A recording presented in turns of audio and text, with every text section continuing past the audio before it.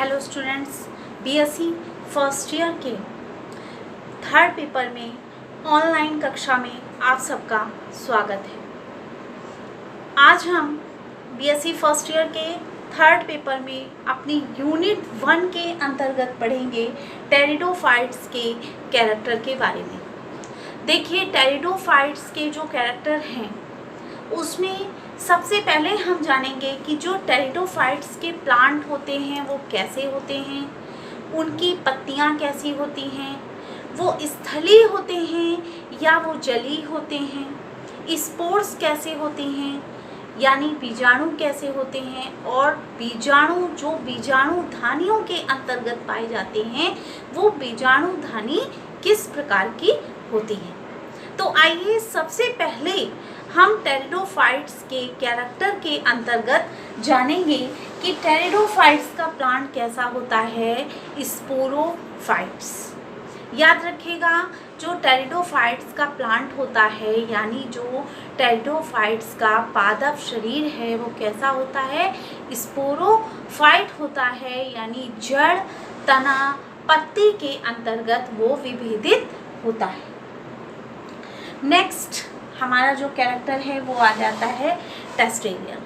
देखिए, स्पोरोफाइटिक यानी टेरिडोफाइट्स में जो भी प्लांट होते हैं मोस्टली ऐसे होते हैं जो स्थलीय होते हैं, परंतु कुछ ऐसे भी पौधे या ऐसे भी पादप होते हैं जो जलीय होते हैं, और वो कौन से होते हैं, एजोला और साल्विनिया।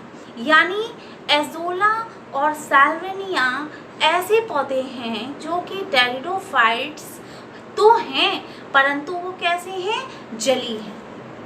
अगर आप सब फर्स्ट ईयर के स्टूडेंट्स हो, आप सब जानते हो कि फर्स्ट ईयर में थर्ड पेपर ये आपका ऑब्जेक्टिव है, और मोस्टली आपसे ये क्वेश्चन पूछा जाता है कि जलीय टेरिडोफाइट्स कौन कौन से होते हैं, और ऑप्शन आपको दे दिया जाएगा एजोला, साल्विनिया, दोनों या कोई नहीं। यानी कौन कौन से, एजोला होता है, साल्विनिया होता है। अब आगे हम चलेंगे लीव्स यानी इसकी पत्तियां कैसी होती हैं। तो देखिए, जो आपका टेरिडोफाइट्स है, अगर हम पत्तियों की बात करें यानी पत्तियों के आधार पर उसको कितने भागों में बांटा जा सकता है, तो देखिए पत्तियों के आधार पर टेरिडोफाइट्स को हम 2 समूहों में बांटते हैं।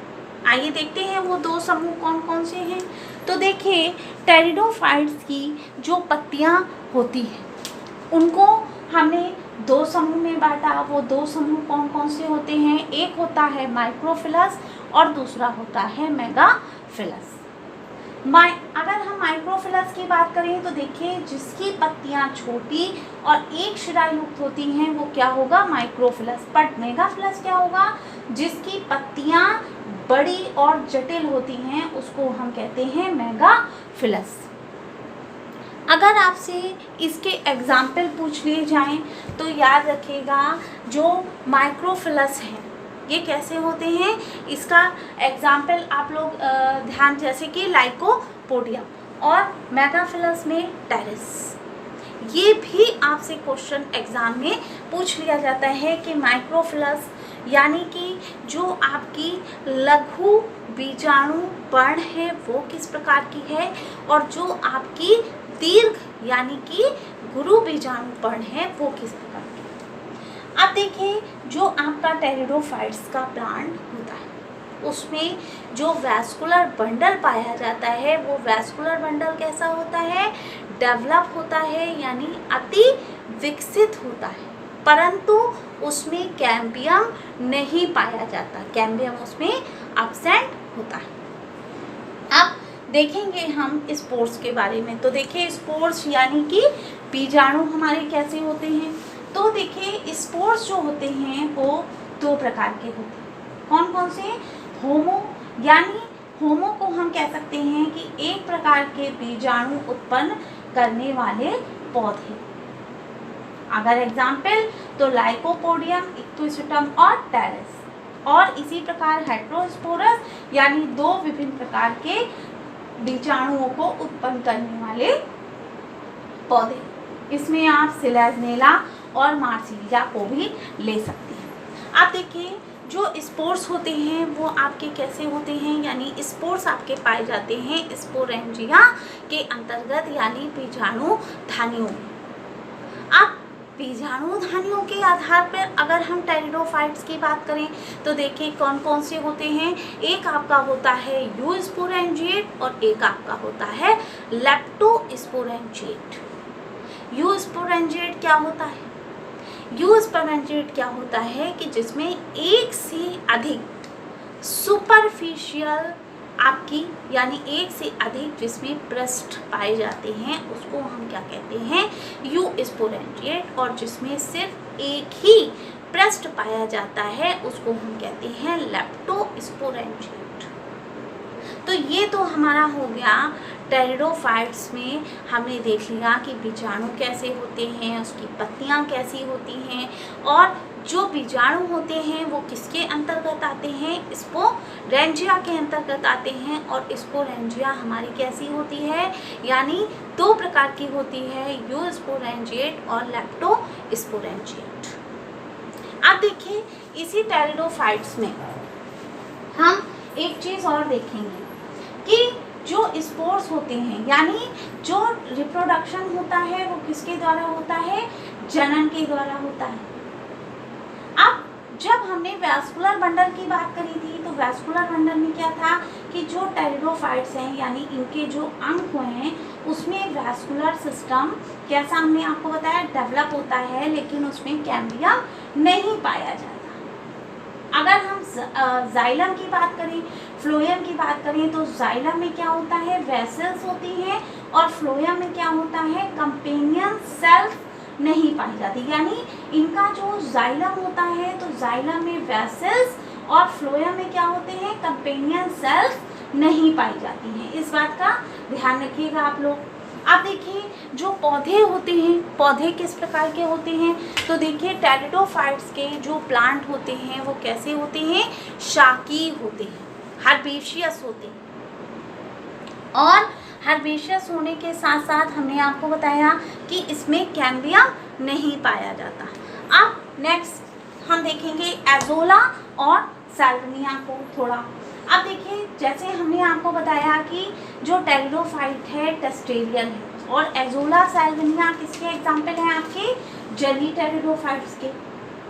अब जब हमने स्पोर्ट्स की बात करी थी तो स्पोर्ट्स में एक चीज़ और भी आप कह सकते हो कि जिन संरचनाओं या पत्ती पर आपका बीजाणुधानी यानी स्पोरेंजिया लगी होती है उसे हम क्या कहते हैं, स्पोरोफिल्स कहते हैं। ठीक है, अगर हम फर्न में स्पोरोफिल्स की बात करें तो कैसे होते हैं, ये सोराई के रूप में व्यवस्थित रहती हैं। यानी इसमें जो बीजाणुधानियाँ होती हैं वो किस प्रकार से व्यवस्थित होती हैं, सोराई के रूप में व्यवस्थित होती हैं।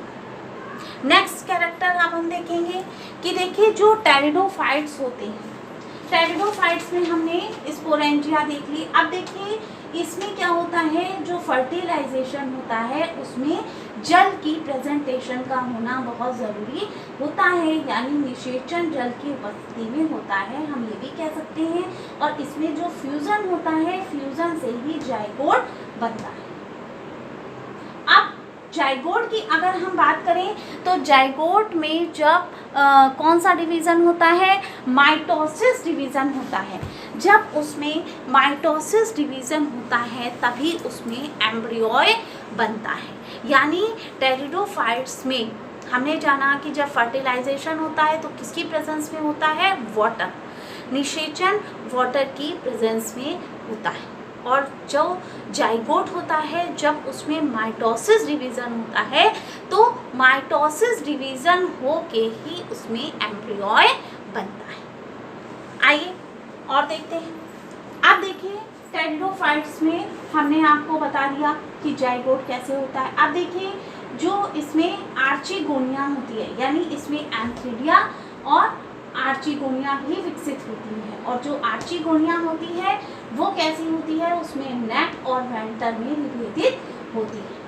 और एंथ्रेजॉइड्स कैसे होते हैं, एक केशकी होते हैं, एक केंद्रकी होते हैं। और हम ये भी कह सकते हैं कि इनमें जो आपका फ्लैजुला पाया जाता है वो एक फ्लैजुला या 2 से अधिक फ्लैजुला भी होते हैं, यानी वो यूनिसेलुलर भी होते हैं और बाई फ्लैजिलेटेड भी होते हैं। तो आज हमने देखा टेरिडोफाइट्स के कैरेक्टर में। बीएससी फर्स्ट ईयर के 3rd पेपर में ये बहुत ही इम्पॉर्टेंट टॉपिक है, जिससे आपका हर वर्ष परीक्षा में क्वेश्चन पूछा जाता है।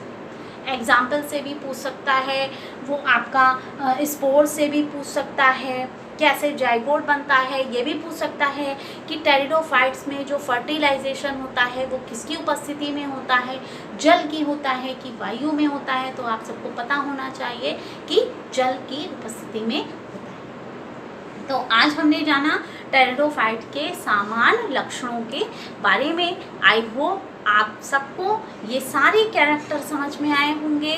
नेक्स्ट हम कल डिस्कस करेंगे। Thank you.